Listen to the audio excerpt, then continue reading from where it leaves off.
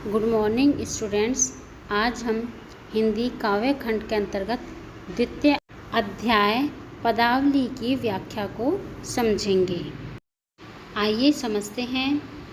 बसो मेरे नैनन में नंदलाल, मोर मुकुट मकराकृत कुंडल, अरुण तिलक दिए भाल, मोहिनी मूर्ति सांवरी सूरति, नैना बने विशाल, अधर सुधारस मुरली राजत पूर्वैजंती माल, क्षुद्र घंटिका कटितट शोभत, नुपुर सबद रसाल, मीरा प्रभु संतन सुखदाई, भगत बछल गोपाल।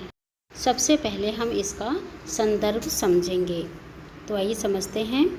संदर्भ में आप लिखेंगे कि प्रस्तुत पदावली हमारी हिंदी की पाठ्य पुस्तक के काव्य खंड में संकलित पदावली शीर्षक से ली गई है।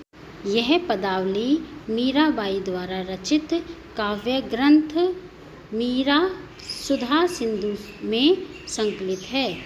संदर्भ को लिखने के बाद हमें प्रसंग लिखना होता है, लेकिन प्रसंग को समझने के लिए आपको पहले इस पदावली की व्याख्या को अच्छी तरह से समझना होगा।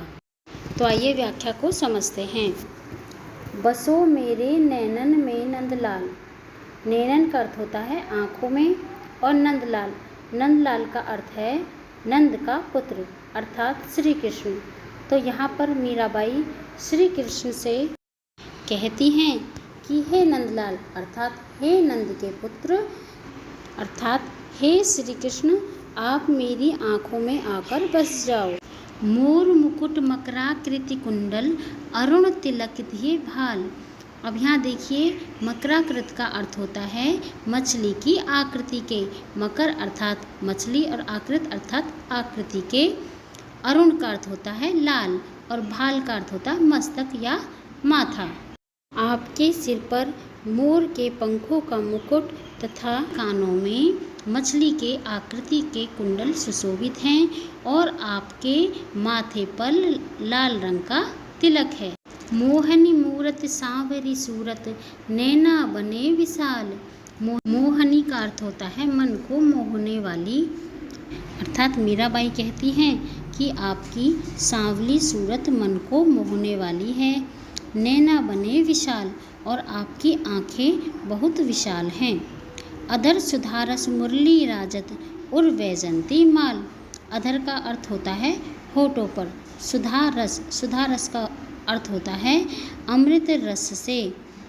राजत, राजत का अर्थ होता है सुशोभित। वैजंती, वैजंती का अर्थ होता है वन के फूलों तथा पत्रों से। और माल का अर्थ होता है माला, यानी कि वैजंती माला का अर्थ होता है वन के पत्र और फूलों से निर्मित माला। और उर का अर्थ होता है हृदय पर। अधर सुधारस मुरली राजत अर्थात आपके अमृत रस से भरे हुए होठों पर मुरली सुशोभित है। उर्वैजंती माल अर्थात आपके हृदय पर वन के पत्र और फूलों से बनी हुई माला सुशोभित है।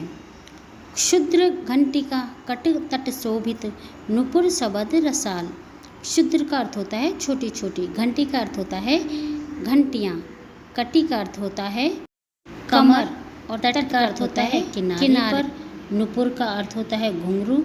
सबद का अर्थ होता है शब्द या ध्वनि या आवाज़। रसाल का अर्थ होता है रसीली या मधुर। क्षुद्र घंटिका कट तट शोभत। अब यहाँ पर मीराबाई जी कहती हैं कि आपकी कमर पर बंधी हुई करगनी पर छोटी छोटी घंटियाँ सुशोभित हैं। और नुपुर सबद रसाल आपके पैरों में बंधे हुए घुंघरुओं से मधुर ध्वनि उत्पन्न हो रही है। मीरा प्रभु संतन सुखदाई, भगत बछल गोपाल।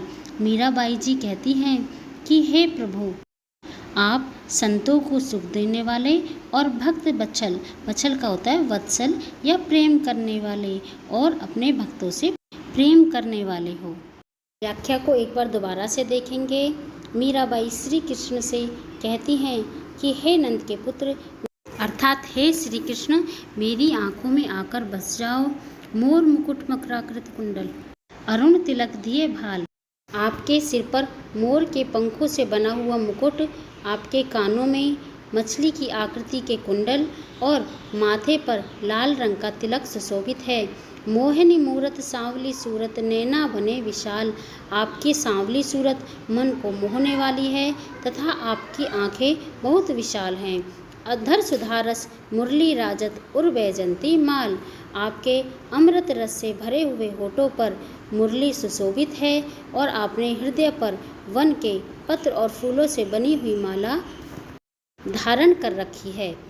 क्षुद्र घंटिका कटित शोभत नुपुर सबद रसाल। आपकी कमर पर बंधी हुई करगनी में छोटी छोटी घंटियाँ सुशोभित हैं तथा आपके पैरों में बंधे घुंघरुओं से मधुर ध्वनि उत्पन्न हो रही है। मीरा प्रभु संतन सुखदाई भगत बछल गोपाल। मीराबाई श्री कृष्ण से कहती हैं कि हे प्रभु, आप अपने संतों को सुख देने वाले तथा भक्तों से प्रेम करने वाले हो। तो अब आप प्रसंग में लिखोगे कि मीराबाई श्री कृष्ण को अपने नेत्रों में बसा लेना चाहती हैं। इसके बाद आप नोटबुक में व्याख्या को लिखोगे और उसके बाद आप काव्यगत सौंदर्य लिखोगे। काव्यगत सौंदर्य में आप लिखोगे भाषा राजस्थानी मिश्रित ब्रज भाषा है। गुण माधुर्य एवं प्रसाद गुण है। और अलंकार, अलंकार देखिए मोर मुकुट मकराकृत, यहाँ मैं वर्ण की आवृत्ति हुई है, इसी कारण से यहाँ पर अनुप्रास अलंकार है। रस है इसमें भक्ति एवं शांत रस और शब्द शक्ति है अभिधा और लक्षणा।